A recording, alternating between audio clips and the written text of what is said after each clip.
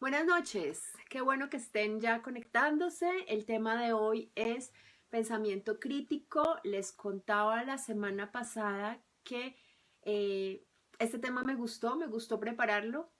Hoy me siento un poco insegura porque lo preparé ya hace creo que 1 o 2 semanas y no lo tengo tan fresco.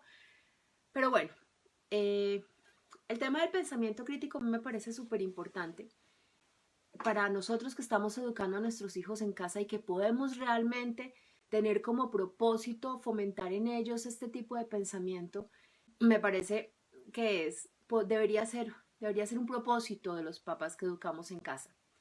Para mí pensamiento crítico es no aceptar las verdades tal cual como nos las ponen al frente solo porque alguien más lo dijo. Me parece que pensamiento crítico es ser capaz de cuestionar, ser capaz de preguntar, de analizar todo lo que nos dicen.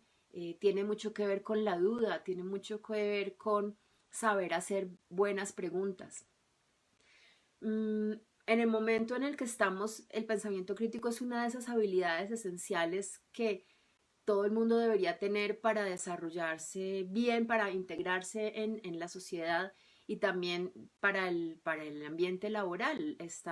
Así nos estén entrenando en la obediencia permanentemente, creo que ya no es ese tipo de persona al que le va mejor, digamos, en su trabajo. Pero entonces el pensamiento crítico no fue algo que nos hayan enseñado.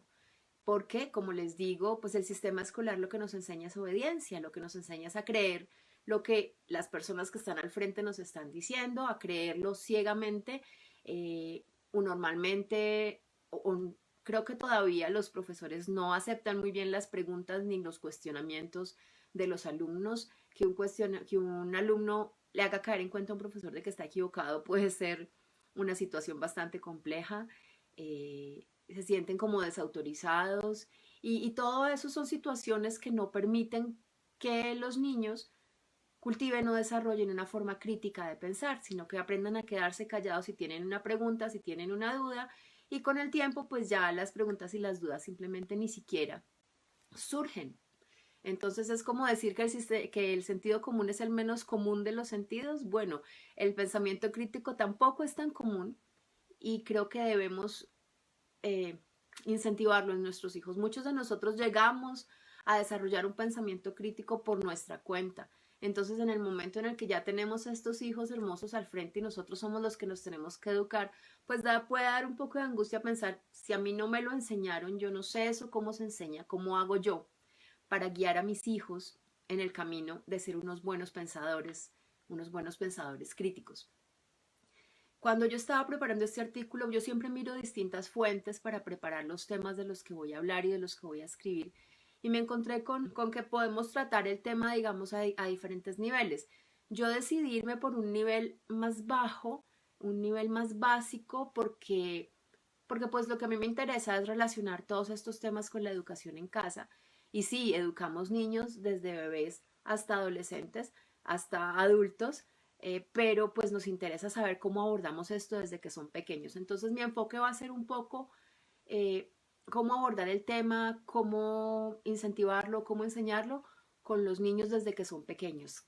Por supuesto que el tema del pensamiento crítico pues da para subir el nivel, para subir la profundidad del análisis que estamos haciendo, pero pues no va a ser mi enfoque hoy.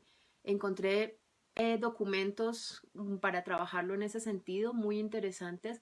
Incluso descubrí que hay una página, hay una fundación, que es la Fundación del Pensamiento Crítico. Luego, si quieren, les dejo el enlace en los comentarios para que la revisen. Tiene algunos documentos traducidos al español, otro pocotón en inglés. Tiene como mucha información, está chévere la página. Bueno, entonces, como les decía, el pensamiento crítico es no obedecer ciegamente, ser capaz de preguntar, ser capaz de cuestionar y pues tiene directamente que ver con la forma en la que enfrentamos o nos aceptamos la vida o cómo la vemos y pues todo esto lo vamos enseñando. La mejor manera de enseñar, para mí, casi todo, es por medio del ejemplo. Entonces, si nosotros mismos tratamos de ser críticos y cuestionadores y darle una mirada diferente, tal vez más inteligente a las cosas que pasan, a las situaciones, a las preguntas, a los problemas, pues nuestros hijos nos van a ver haciéndolo y van a querer parecerse y van a querer copiar o bueno, así es como ellos aprenden, copiando de lo que ven. Eh, pero entonces hay como unas normas o unos estándares que podríamos ir enseñando a nuestros hijos para que vayan desarrollando este pensamiento. Entonces, frente a una pregunta, frente a un problema, frente a una situación que requiere una postura nuestra crítica, podríamos decirles que es muy importante la claridad, empezando por ahí. La claridad en cuanto a la hora de plantear la pregunta, a la hora de plantear una idea, ser claros, tratar de no confundir a las personas con lo que estamos diciendo, pero también tener presente que nosotros tengamos claro de qué estamos hablando o qué es lo que estamos diciendo. Entonces, la claridad es una de las componentes o parámetros por los que podemos partir a la hora de intentar ser críticos. Otro parámetro es la certeza, ser certeros, buscar la verdad y no decir cosas que sepamos que no son correctas, intentar asegurarnos que lo que estamos diciendo es cierto, es correcto y si tenemos alguna duda, pues antes de emitir una afirmación o un juicio, tratar de verificarlo. Otro es la relevancia. Entonces, si estamos en medio de una discusión o de un debate, tratar de que lo que estamos diciendo tenga que ver con la idea, sea relevante. Y yo creo que ustedes pueden estar en ese momento pensando que cuando uno está discutiendo con alguien o tiene un debate con alguien, a veces empiezan a botarle a uno un montón de contenido y de información sin sentido que no tiene que ver con el tema por despistar, por embolatar y eso no es ser crítico, no es tener pensamiento crítico. Entonces una de las cosas importantes es la relevancia de lo que estamos diciendo, que tenga directamente relación con el tema, con el problema, con la pregunta en la que estamos enfrascados. Otro es la lógica. Creo que ese es un elemento importantísimo. O sea, hay que ver la vida con lógica. Hay que intentar que todo encaje, que todo tenga sentido, que lo que yo estoy diciendo tenga sentido. Es hablar desde la lógica y analizar desde la lógica. Y otro es la justicia, intentar manejar dentro de lo que estamos hablando o dentro de lo que estamos debatiendo, el ser justos, el no pasar por encima de nadie, tener en cuenta a las otras personas, tener en cuenta los sentimientos de las otras personas involucradas en la situación o en la discusión en la que estamos. Entonces, eso creo que son como unos parámetros base que se pueden ir enseñando a los niños y a los hijos en general. Creo que siempre estarlo trabajando con nuestros hijos y pues obviamente empezar por trabajarlos nosotros mismos. Creo que nos sobra repetirlo de nuevo. Dentro del material que me encontré hay había como una división de elementos que forman el pensamiento y que también tenerlos en cuenta y contarle a nuestros hijos y enseñárselos a ellos es algo que puede ayudar. Entonces, dice que el pensamiento está formado por varios elementos que podemos observar de manera separada y al observarlos de manera separada podemos estar atentos para identificar errores en nuestra forma de pensar y corregirlos. Entonces, el pensamiento tiene un propósito, entonces tener siempre presente el propósito de esto en lo que estamos pensando.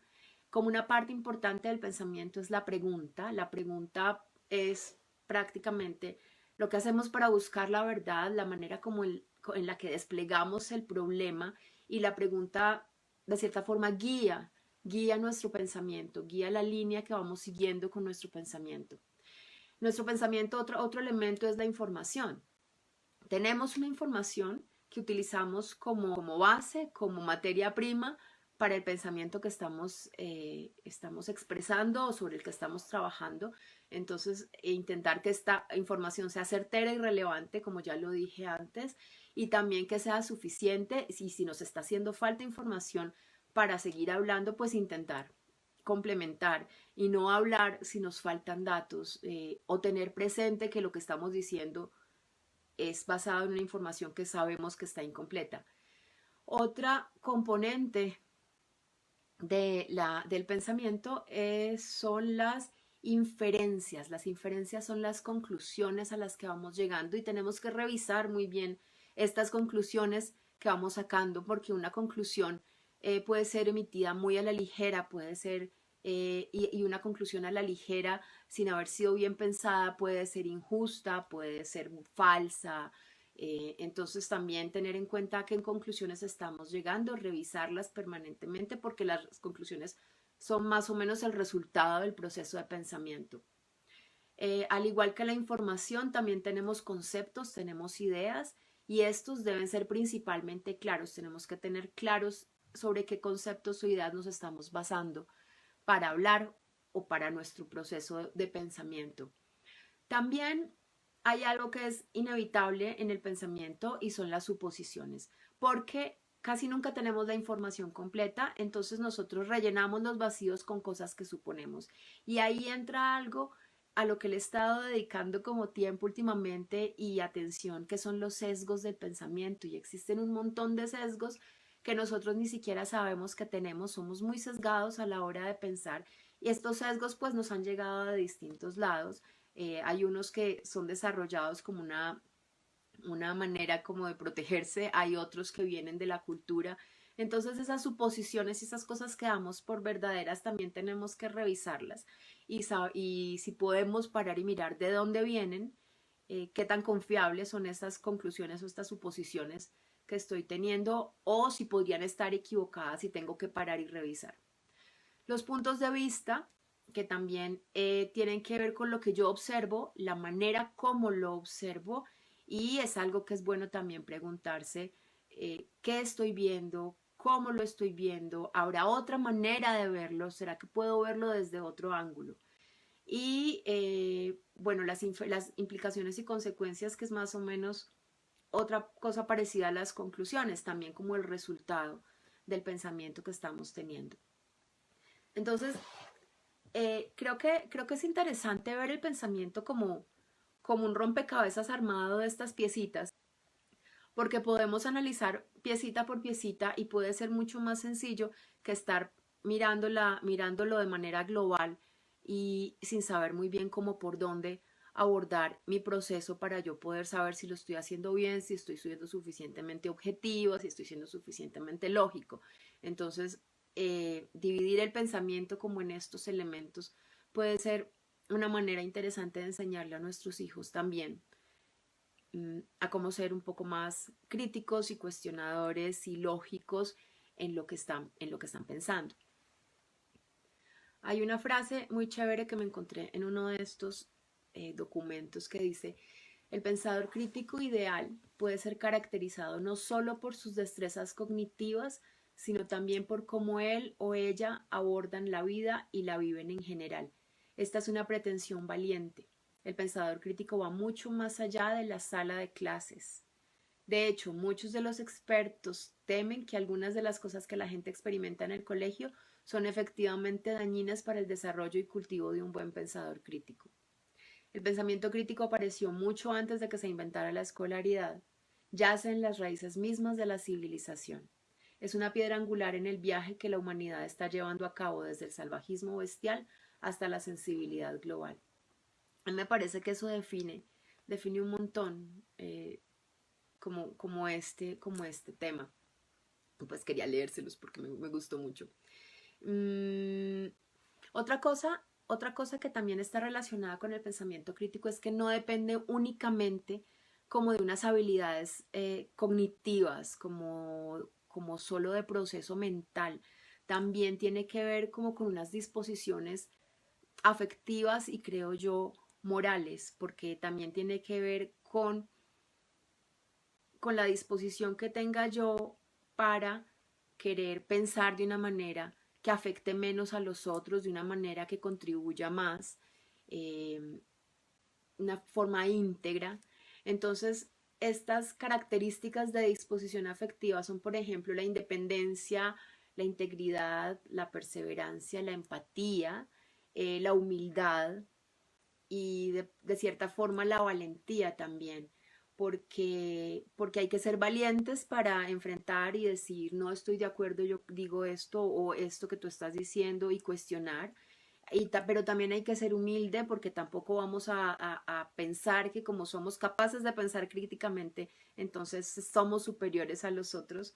Empatía es también muy importante, sobre todo por el aspecto de la justicia, o sea, tenemos que ser capaces de entender los sentimientos de los otros para ser justos en lo que hacemos y en lo que decimos.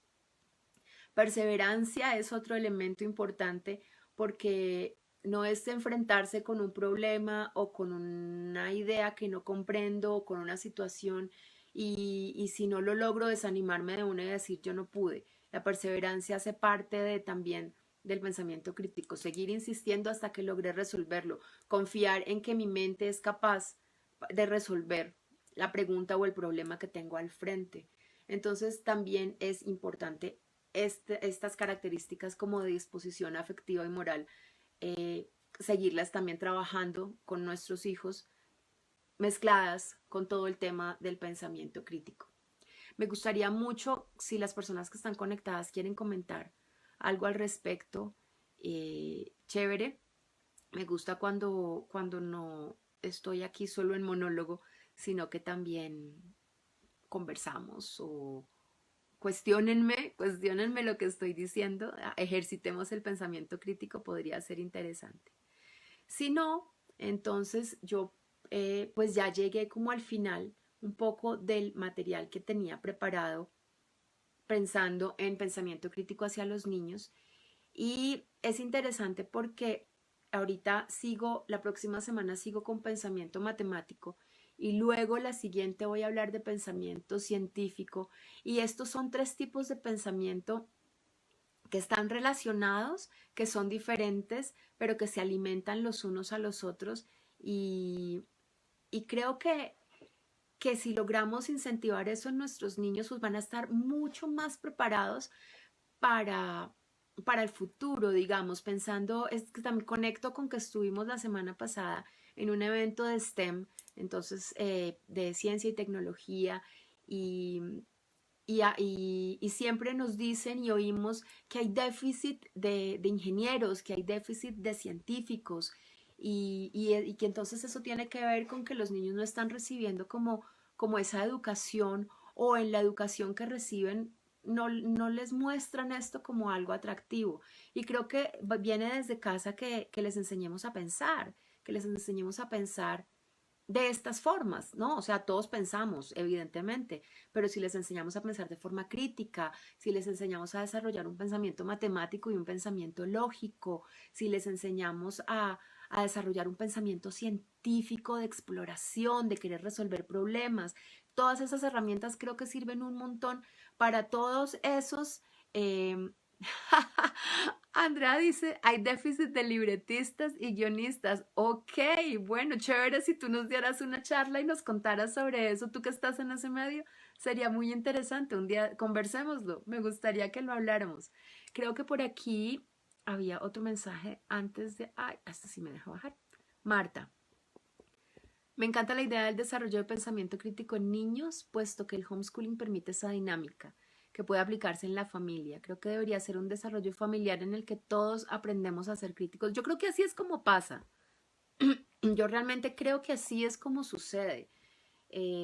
Uno no solamente le enseña a un niño a pensar críticamente y a los demás no, o los obliga a ellos a que aprendan, perdón que todavía estoy mal de la garganta, o los obliga a ellos a que aprendan, pero los papás no. Yo creo que eso no logra darse así. Yo creo que eso es un aprendizaje familiar. Si uno se embarca en ese aprendizaje, termina siendo un aprendizaje familiar.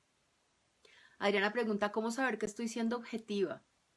Yo creo que intentando aplicar eso, intentando aplicar estos parámetros de los que hablaba al principio, tratando de ver que lo que estás diciendo tenga lógica, sea justo, sea cierto, sea relevante. ¿Y cuál era el otro? Y sea claro.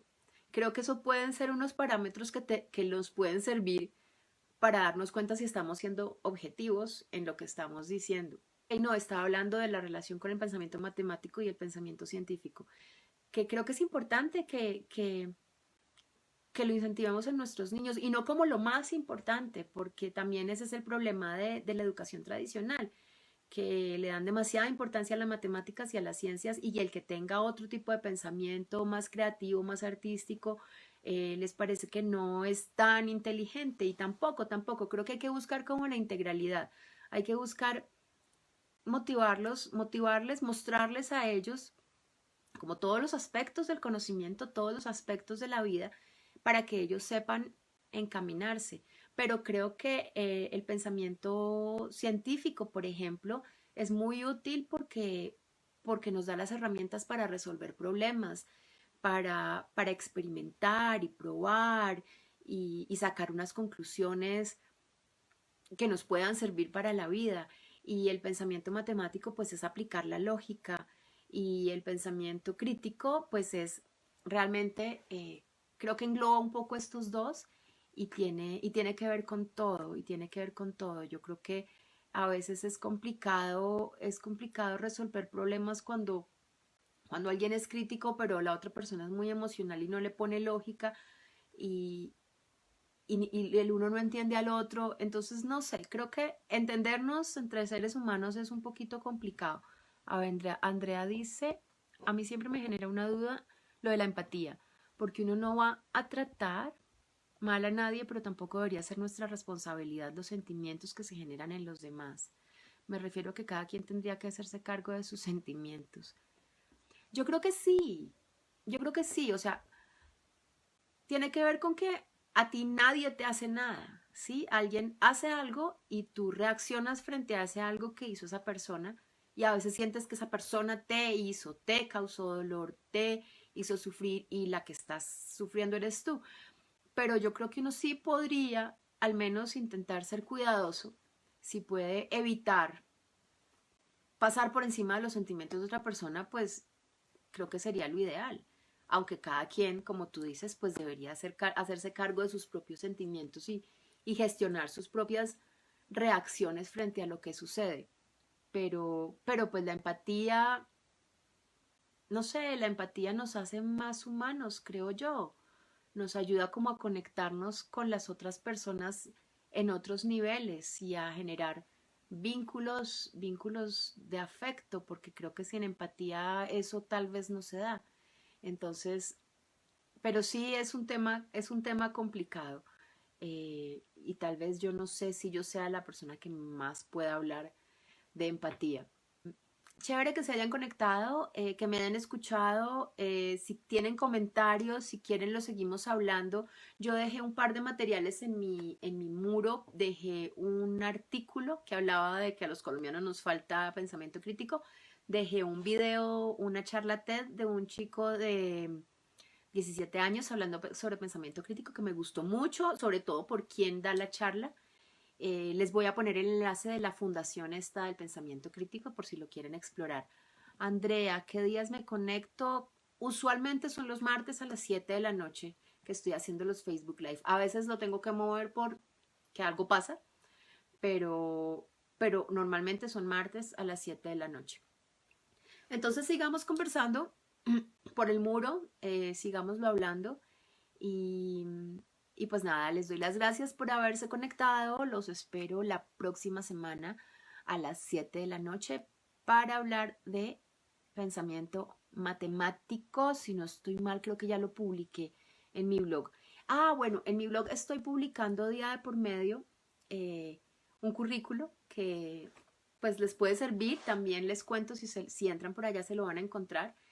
Grado por grado es un currículo que me encontré hace muchísimos años, lo descargué, lo traduje, lo dejé guardado, la página de la que lo bajé ya no existe, pero a veces pienso que las familias tienen tanta angustia por el tema del currículo y los contenidos y si que tengo que enseñarle y ese currículo me parece tan sencillo que nada, me lo encontré y decidí publicarlo para ver si eso les ayuda a tranquilizarse y a ver que es muy sencillo cubrir los contenidos y que no necesitan estar pensando en colegios virtuales o en plataformas, pues a menos que como familia sea una decisión, pero no como porque sientan que ustedes no pueden hacerlo, porque yo sé que sí pueden hacerlo. Entonces, con esa cuña me despido. Eh, y nos vemos entonces la próxima semana. Que tengan una feliz noche.